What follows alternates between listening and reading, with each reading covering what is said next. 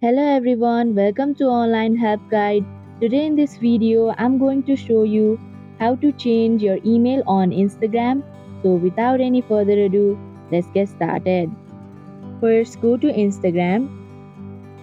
Now click on your profile page on the bottom right corner. Click on three horizontal lines in the top right corner.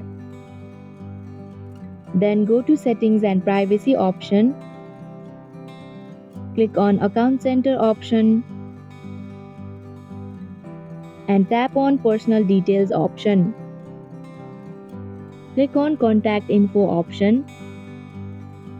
Then tap on Current email address associated with your account. Here, click on Delete email address option. And if you're sure, then tap on Delete button. Here, you'll have to enter your password. Then tap on Continue button. Here you can see that my previous email address has been deleted. Again, tap on New Contact option and go to Add email address.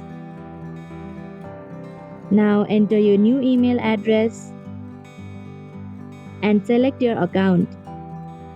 Then click on Next button.